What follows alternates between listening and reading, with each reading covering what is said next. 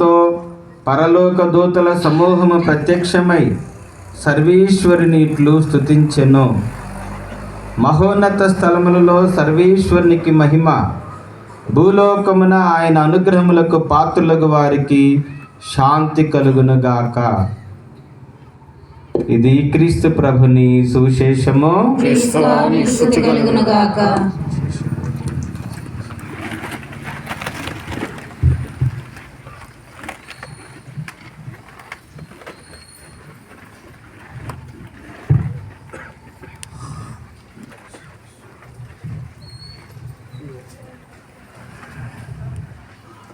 క్రీస్తునాథుని యందు మిక్కిలి ప్రియులకు సహోదరి సహోదరులారా, ఈనాడు ప్రపంచ యావత్తు కూడా ఎంతో సంతోషంతో ఆనందంతో ఉవ్విళ్ళూరుతూ ఉన్నటువంటి సందర్భంగా మనం చెప్పుకున్నాం. మరి ఎందుకు అని మనం ప్రశ్నించుకుంటే, ఈనాడు క్రీస్తు జన్మదినోత్సవాన్ని ప్రపంచ కథోలికులు, క్రైస్తవులు అందరూ కూడా ప్రపంచవ్యాప్తంగా ఎంతో ఘనంగా, వైభవంగా మరి ఆయన జన్మదినోత్సవాన్ని కొనియాడుతూ ఉన్నారు. మరి క్రిస్మస్ అంటే ఏమిటి అని మనం ప్రశ్నిస్తే మనకి ఏ విధమైనటువంటి సమాధానం వస్తూ ఉంది. క్రిస్మస్ అంటే ఏమిటి అంటే, క్రీస్తు జన్మదినోత్సవమా అంటే కాదు. క్రిస్మస్ అంటే క్రీస్తుని ఆరాధించడం. క్రిస్మస్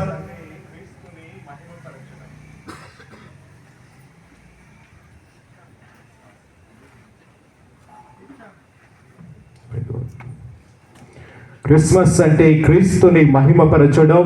క్రిస్మస్ అంటే క్రీస్తుని స్తుతించడం, ఆరాధించడం. మరి అదే విషయాన్ని మనందరం కూడా ఈనాడు ఒకే సంఘంగా ఈనాడు ఈ మన విచారణలో, హనుమాన్ జంక్షన్ విచారణలో ఎంతో గొప్పగా, వైభవంగా క్రీస్తును ఆరాధించడానికి మనందరం కూడా ఇక్కడికి వచ్చి ఉన్నాం. మరి ఈ సమయంలో మనం ఎన్నో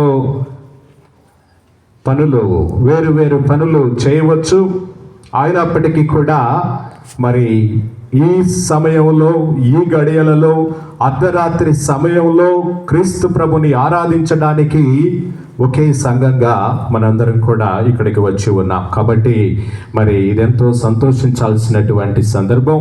మీ అందరికీ కూడా ఈ ఎంతో అందమైన, సుందరమైనటువంటి రాత్రిన, ఈ పరమ పవిత్రమైనటువంటి రాత్రిన మీ అందరికీ కూడా క్రిస్మస్ శుభాకాంక్షలు తెలియజేస్తూ ఉన్నాం. మన విచారణ గురువుల తరపున, నా తరపున, ఇక్కడ చేరినటువంటి మనందరి తరపున మీ అందరికీ క్రిస్మస్ పండుగ శుభాకాంక్షలు. Thank you. మరి ఈనాడు మనం కొంచెం లోతుగా దేవుని యొక్క వాక్యాన్ని, మనం చదివినటువంటి వాక్యాన్ని ధ్యానం చేసినట్లయితే, మరి దేవుని యొక్క వాక్యం ప్రతి దివ్య పూజా బలిలో కూడా మనం చదువుతూ ఉన్నాం, వింటూ ఉన్నాం, ఆలకిస్తూ ఉన్నాం, దానిని ఇంకా ధ్యానం చేస్తూ ఉన్నాం, మననం చేస్తూ ఉన్నాం, మరి దీర్ఘంగా ఆలోచన చేస్తూ ఉన్నాం. మరి ఎందుకు ఈ యొక్క పఠనాలు, దివ్య గ్రంథ పఠనాలు, బైబిల్ గ్రంథాన్ని ప్రతి దివ్య పూజా బలిలో మనం చదువుతూ ఉన్నాం అని మనం ప్రశ్నించుకుంటే, మరి సాక్షాత్తు దేవుని యొక్క జ్ఞానాన్ని అంతటిని కూడా ఈ దివ్య గ్రంథ పఠనాలలో, లేకపోతే బైబిల్ గ్రంథంలో మిళితం చేసి అక్కడ దేవుని యొక్క జ్ఞానాన్ని మనకి ఇస్తూ ఉన్నారు. కాబట్టి మనందరం ఈ లోకంలో ఎన్నెన్నో చదువులు చదువుతూ ఉంటాం, కాలేజీల్లో, స్కూళ్ళల్లో, ఆ తర్వాత యూనివర్సిటీల్లో, ఇంకా మన దేశంలో, వేరు దేశాలలో, ఇతర దేశాల్లో కూడా మనం మన బిడ్డలని చదివిస్తూ ఉంటాం. మరి ఎందుకు ఈ చదువులు అని మనం ప్రశ్నించుకుంటే, మరి ఈ చదువులన్నీ కూడా మనకి ఈ లోక సంబంధమైనటువంటి జ్ఞానాన్ని ఇస్తూ ఉన్నాయి.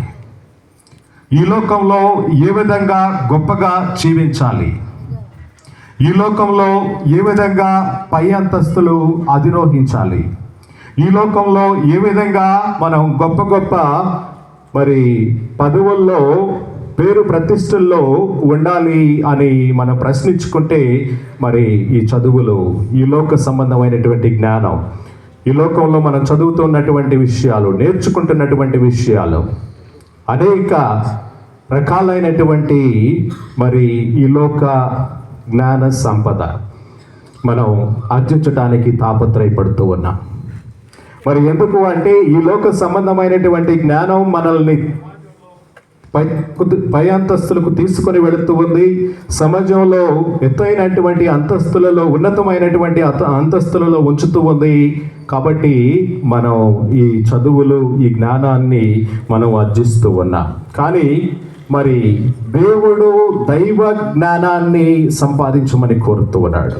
ఈ లోక సంబంధమైనటువంటి జ్ఞానం మాత్రమే కాదు, దైవ జ్ఞానాన్ని ఎవరైతే సంపాదించడానికి ప్రయత్నిస్తారో మరి వాళ్ళు దేవుని సన్నిధికి వస్తారు.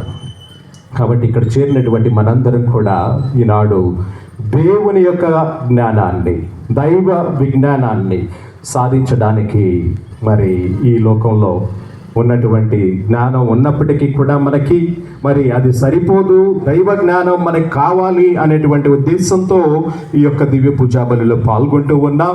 దేవుని యొక్క వాక్యాన్ని వింటూ ఉన్నాం. దేవుని యొక్క వాక్యాన్ని విని కేవలం మానవ సంబంధమైనటువంటి పరమ రహస్యాలు మాత్రమే కాదు, దైవ సంబంధమైనటువంటి పరమ రహస్యాలు దేవుడు మనకి తెలియపరచాలనుకున్నటువంటి విషయాలను కూడా మనం చదువుకోవడానికి, నేర్చుకోవడానికి ప్రయత్నం చేస్తూ ఉన్నాం. కాబట్టి ఈనాడు మరి దేవుడు, సాక్షాత్తు దేవుడు తన జ్ఞానాన్ని మరి మానవుల మధ్యలో తను మానవుడిగా జన్మించి రక్త శరీరాలను దాల్చి మన మధ్య జన్మించినటువంటి సందర్భం. మనం అనుకోవచ్చు, దేవుడేమిటి, మన మధ్య జన్మించడం ఏమిటి, ఆయన శరీర రక్తాలను దాల్చడం ఏమిటి అని మనం ప్రశ్నించుకోవచ్చు. అది ఆ విధంగా మానవులుగా మనం ఆలోచించినట్లయితే మనకి ఇది అంతుపట్టనటువంటి విషయం. మరి దేవుడు మానవాళిని ఎంతగానో ప్రేమించారు. మానవాళి మీద ఉన్నటువంటి ప్రేమ కొరకై దేవుడు మానవుడిగా మరి మన మధ్య జన్మించినట్లుగా మనం చూస్తూ ఉన్నాం. మరి ప్రపంచంలో ఎప్పుడు జరగనటువంటి ఒక గొప్ప సంఘటన, ఏ మతంలో కూడా జరగనటువంటి ఒక గొప్ప సంఘటన, దేవుడు మానవుడై మన మధ్య ఒకళ్ళుగా శరీర రక్తాలు దాల్చి జన్మించడం. మరి ఎందుకయ్యా అంటే ఆయన మానవుణ్ణి రక్షించడానికి దేవుడైనప్పటికీ కూడా తనను తాను తగ్గించుకొని మానవుడిగా మన మధ్య జన్మించారు అనేటువంటి సత్యాన్ని తెలియపరుస్తూ ఉన్నాడు.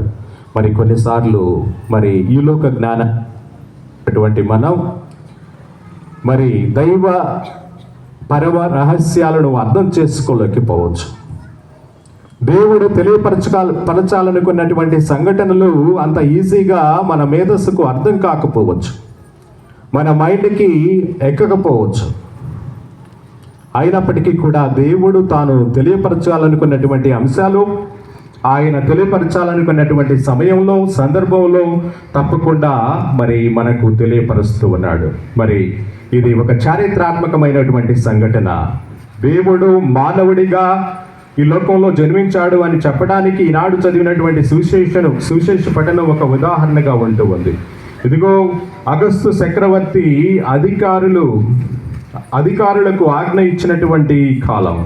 మరి వాళ్ళు జనాభా లెక్కలు స్వీకరిస్తూ ఉన్నటువంటి సందర్భం. కురేనియా సిరియా మండలాధిపతిగా ఉన్నటువంటి కాలంలో జరిగింది. ఇది మరి చరిత్రలో లిఖించబడినటువంటి సంఘటన. ఇది ఒక కట్టుకథ కాదు, కల్పితము కాదు. దేవుడు మానవుడిగా ఈ లోకంలో జన్మించాడు అని చెప్పినటువంటి సంఘటన ఒక కట్టుకథ కాదు. ఇది సాక్షాత్తు చరిత్రలో జరిగినటువంటి సంఘటన, చరిత్రాత్మకమైనటువంటి సంఘటన అని మనకి ఈనాటి సువిశేష పఠనం రుజువు చేస్తూ ఉంది. ప్రియ సహోదరి సహోదరులారా, ఈ విధంగా మనం గమనించినట్లయితే అనేక మంది వేద పండితులు క్రీస్తు ప్రభువు పుట్టుక మరి చారిత్రాత్మకమైనటువంటి సంఘటనలుగా, చరిత్రలో లిఖించబడినటువంటి సంఘటనగా మనకు తెలియపరచబడుతూ ఉంది. యూసేబియస్ ఫ్లావియస్ అనేటువంటి ఒక చారిత్రకుడు, చరిత్రను రాసినటువంటి వ్యక్తిగా మరి యూద జాతికి చెందినటువంటి ఒక జూయిష్ హిస్టారియన్ చెప్తూ ఉన్నాడు, క్రీస్తు ప్రభువు ఆయన చరిత్రలో లిఖించబడ్డారు అని ఆయన చెబుతూ ఉన్నాడు. మరి అదేవిధంగా టాసిటస్ అనేటువంటి ఇంకొక రోమన్ ఎంపరర్, టాసిటస్ అనేటువంటి రోమన్ ఎంపరర్ కూడా తాను రాసినటువంటి చరిత్ర పుస్తకాలలో ఆయన ఒక పురావస్తు శాస్త్రజ్ఞుడిగా ఉన్నాడు. రోమన్ ఎంపరర్గా పురావస్తు శాస్త్రజ్ఞుడిగా ఉన్నాడు.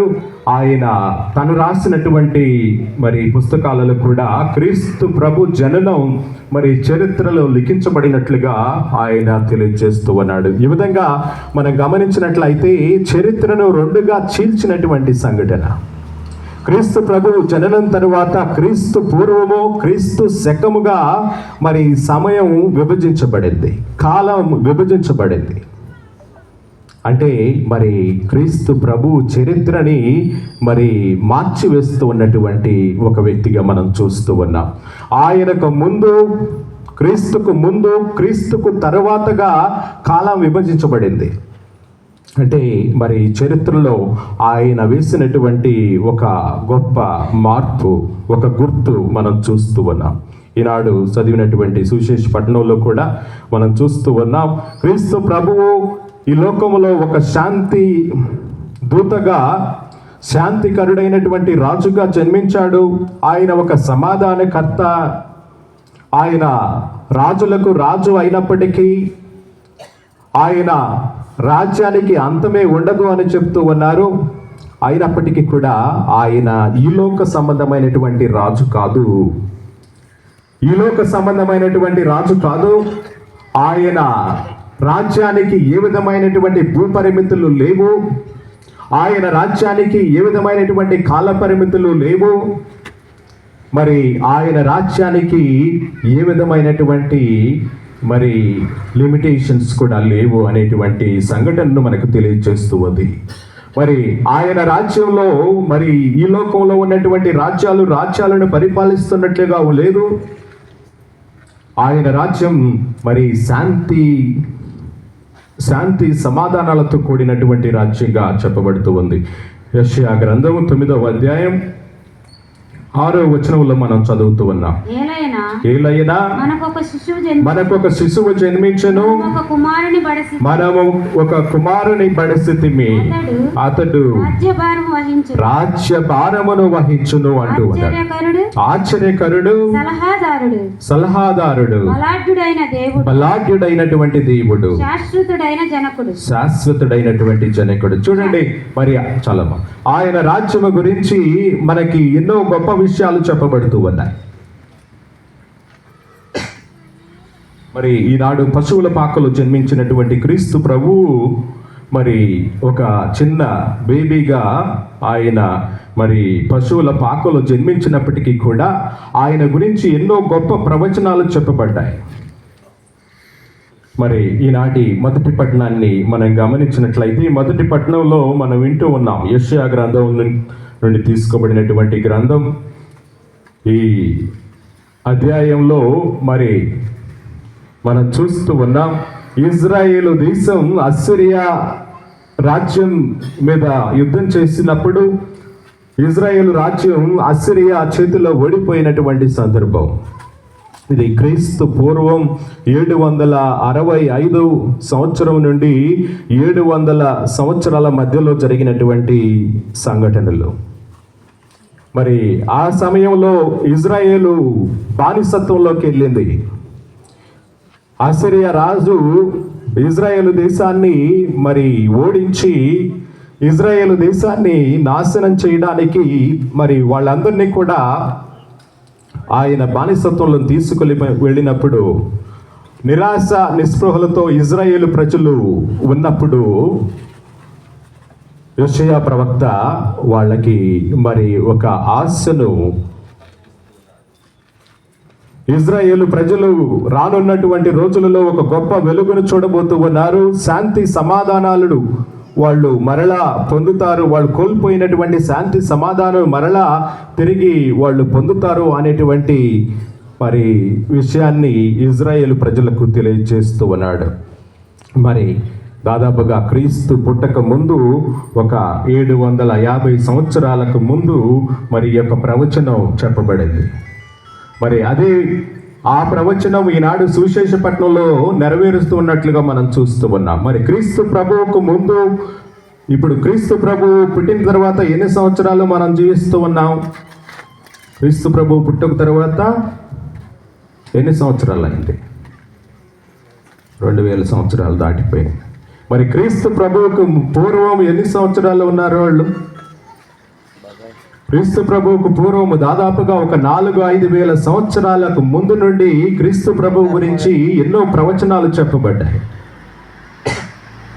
ఒక 4000 నుండి 5000 సంవత్సరాలు క్రీస్తు ప్రభువు ఇదిగో శాంతి దూత, శాంతికరుడైనటువంటి రాజు, సమాధానకర్త, మరి దావీదు వంశంలో జన్మిస్తాడు అని చెప్పినటువంటి ప్రవచనాలు ఈనాడు నెరవేరుతూ ఉన్నాయి. మరి క్రీస్తు ప్రభువుకు ముందు దాదాపుగా 5000 సంవత్సరాలు సమయం ఉన్నది.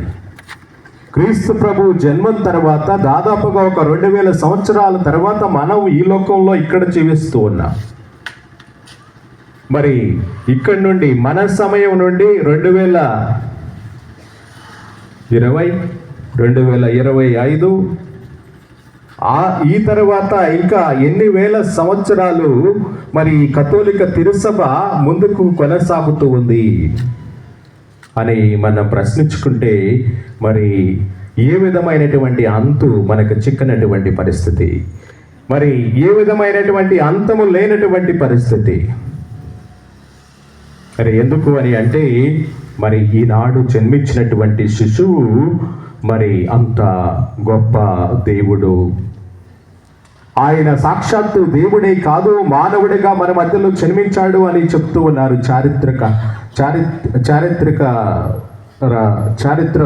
చరిత్రను రాసినటువంటి గొప్ప పండితులు. కాబట్టి ఈ విధంగా మనం ఆలోచన చేస్తూ పోతూ ఉంటే మరి ఎన్నో గొప్ప సంఘటనలు మనం చూస్తూ ఉన్నాం. ఈనాడు సువిశేషపట్నంలో మరి చెప్పబడుతూ, ఈనాడు మీకు ఒక రక్షకుడు జన్మించాడు, మీరు భయపడవద్దు,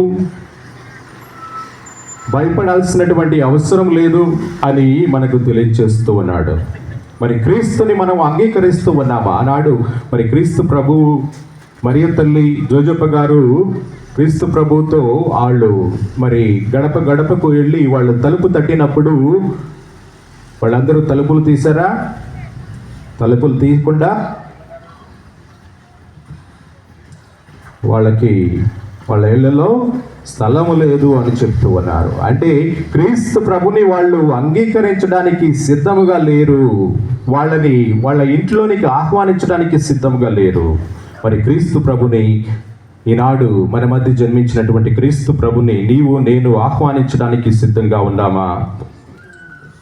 మరి మనందరం కూడా పండుగ చేసుకుంటాం. పండుగల్లో రకరకాలుగా మనం సిద్ధమవుతూ ఉంటాం. బాహ్యంగా సిద్ధమవుతూ ఉన్నాం, మరి అనేక రకాలుగా సిద్ధమవుతూ ఉంటాం. మరి అంతరంగికంగా క్రీస్తు ప్రభుని మరి ఆహ్వానించడానికి మనం సిద్ధమవుతూ ఉన్నామా లేదా అనేది మనం ఆత్మ పరిశీలన చేసుకోవాలి. వాళ్ళు ఆనాడు చోటు లేదు పొమ్మన్నారు. లూకా శుభవార్త 2వ అధ్యాయం 7వ వచనంలో మనం చూస్తూ ఉన్నాం. మరియమ్మ తన తొలిచూలు కుమారుని కని తొట్టి గుడ్డలలో చుట్టి చదవండి. పశువుల తొట్టిలో పరుండబెట్టెను. ఏలైనా వారికి సత్రంలో చోటు లేకుండెను. వాళ్ళు కేవలం మరి ఇంటింటికి వెళ్ళి వాళ్ళు తలుపు తట్టినప్పుడు వాళ్ళకి ఇళ్లలో స్థలము లేకుండా, అదేవిధంగా వీళ్ళకి చివరికి మరి బయట కూడా స్థలము లేక ఒక పశువుల పాకలో మరియ తల్లి క్రీస్తు ప్రభుకు జన్మనిచ్చినట్లుగా మనం చూస్తూ ఉన్నాం.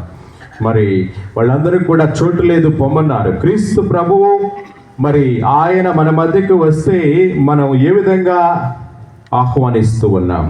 మరి క్రీస్తు ప్రభు, సాక్షాత్తు క్రీస్తు ప్రభువే రాకపోయినా క్రీస్తు ప్రభుని రూపంలో ఉన్నటువంటి మన సహోదరులు ఎంతో మంది మన మధ్యకు వస్తూ ఉంటారు. వాళ్ళందరినీ కూడా మనం ఆహ్వానించడానికి సిద్ధంగా ఉన్నామా? శాంతిని మీకు అనుగ్రహించుచున్నాను అంటుండే యోహాను శుభవార్త 14వ అధ్యాయం 27వ వచనంలో మనం చదువుతూ ఉన్నాం. యోహాను 14:27.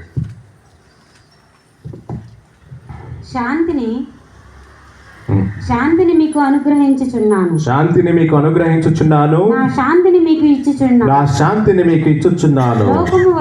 లోకము వలె నేను ఇచ్చుటలేదు. నేను ఇచ్చుటలేదు.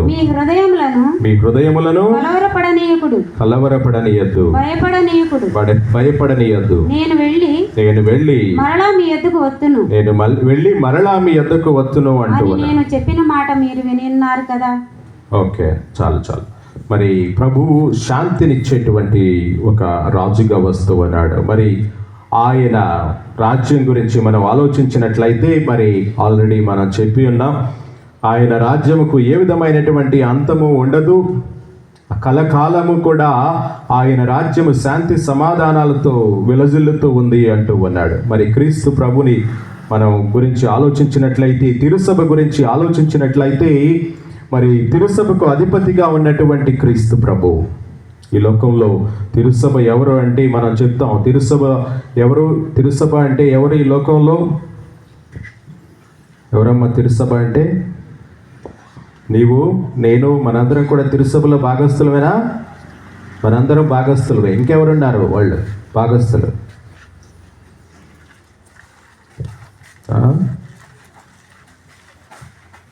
చనిపోయిన వాళ్ళు ఉన్నారా? చనిపోయిన వాళ్ళు ఉన్నారు. పునీతులు ఉన్నారా? పునీతులు ఉన్నారు. ఇంకా ఎవరున్నారు? అంతేనా?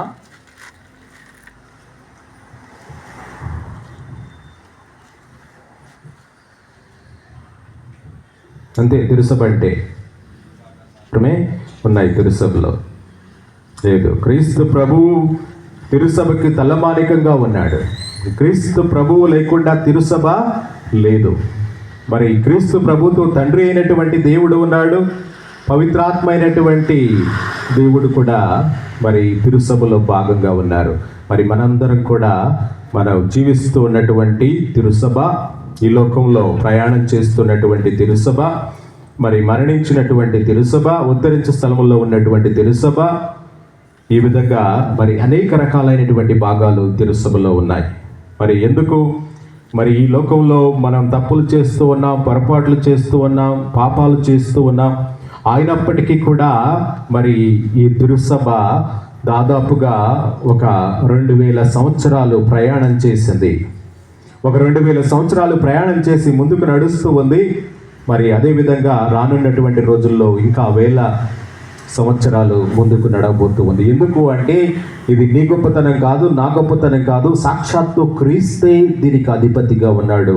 ఈనాడు పశువుల పాకలో ఒక చిన్న శిశువుగా జన్మించినటువంటి క్రీస్తు ప్రభు దీనికి తలమానికంగా ఉన్నాడు, ఆయనే అధిపతిగా ఉన్నాడు. కాబట్టి ఈ తిరుసభ ముందుకు కొనసాగుతూ ఉంది.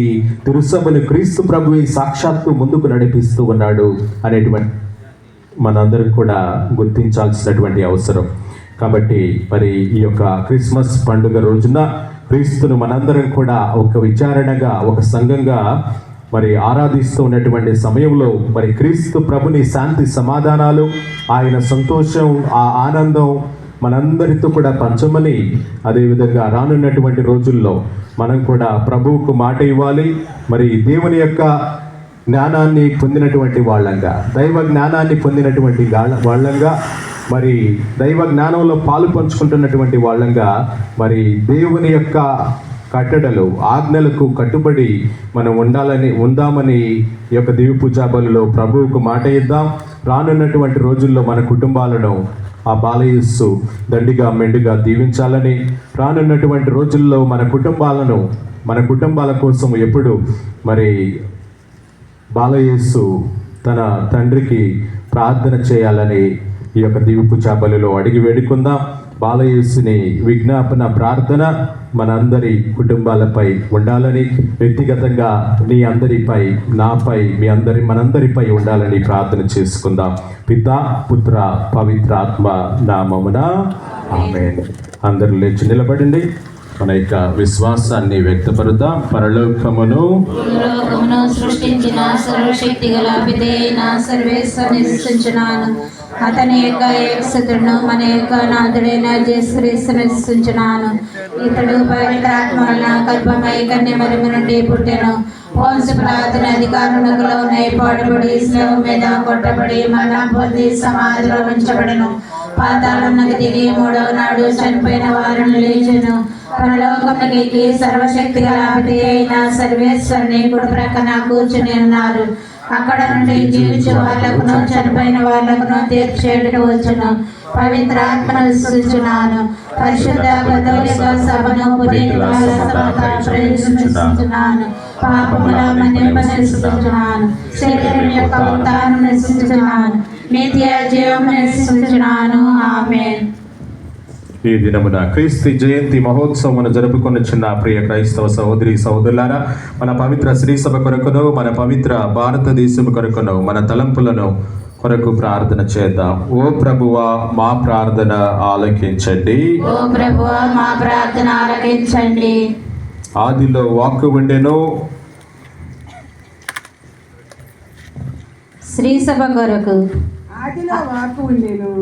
ఆదిలో వాక్కు మనుష్యోతారం ఎత్తు మన మధ్య దివ్య బాలుడిగా ప్రత్యక్షమైన యేసు ప్రభు గురించి ప్రబోధిస్తున్న మా పవిత్ర శ్రీసభ పాలకులు పావన ఫ్రాన్సిస్ జగద్గురులను, మా ప్రియతమ జోసెఫ్ రాజారావు పీఠాధిపతులను, తదితర పీఠాధిపతులను, గురువులను, దైవాంకితులను, మఠవాసులను, స్వార్థికులను, ఉపదేశులను దండిగా ఆశీర్వదించమని అందరూ.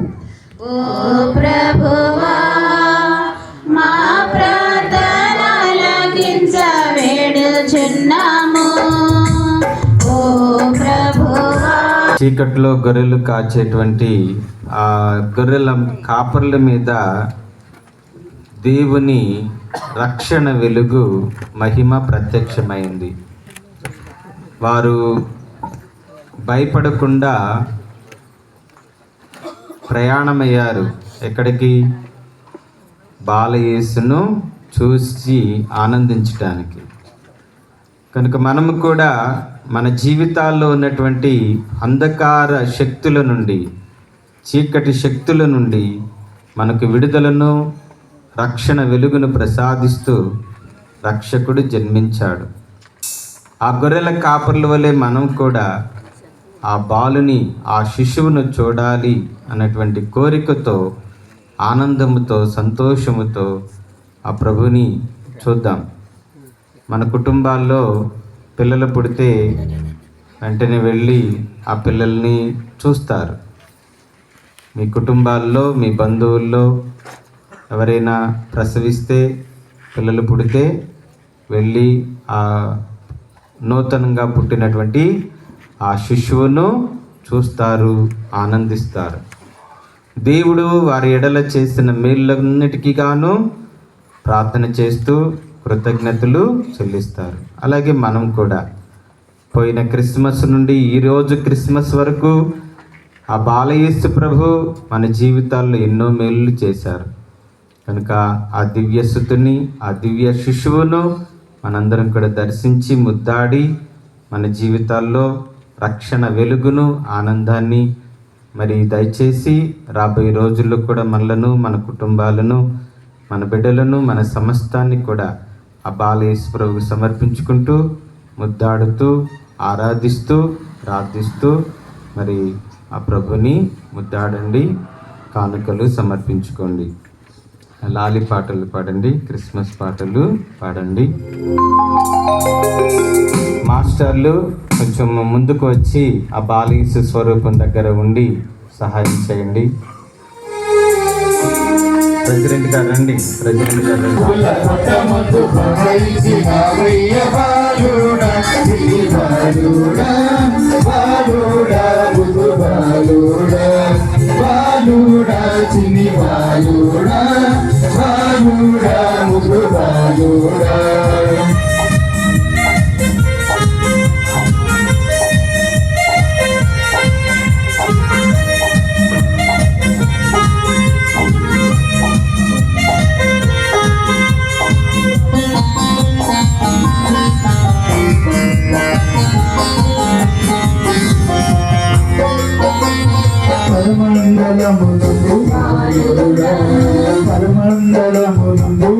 బాలుడా పరమండలము నుండి ఊరము అరుచేరయ్య బాలుడా చిన్ని బాలుడా బాలుడా ముద్దు బాలుడా బాలుడా చిన్ని బాలుడా బాలుడా ముద్దు బాలుడా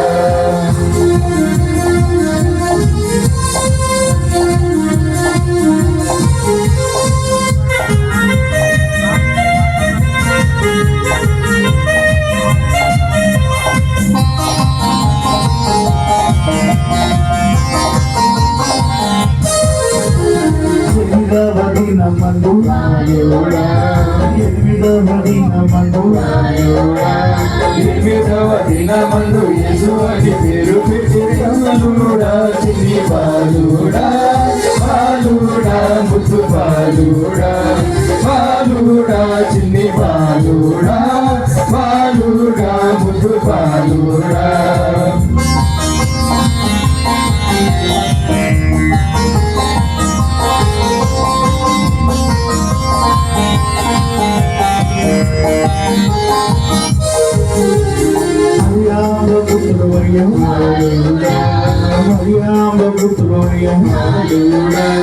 మరియమ్మ పుత్రుడయ్య మాతాయ తండ్రివయ్య బాలుడా చిన్ని బాలుడా బాలుడా ముద్దు బాలుడా బాలుడా చిన్ని బాలుడా బాలుడా ముద్దు బాలుడా బాలుడా చిన్ని బాలుడా బాలుడా ముద్దు బాలుడా బాలుడా చిన్ని బాలుడా బాలుడా ముద్దు బాలుడా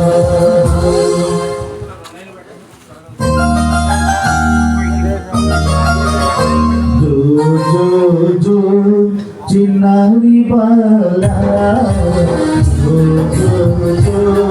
చిన్నారి బాలా నవ్వుల సోనలు కురిపించవా చిన్నారి బాలా చిన్నారి బాలా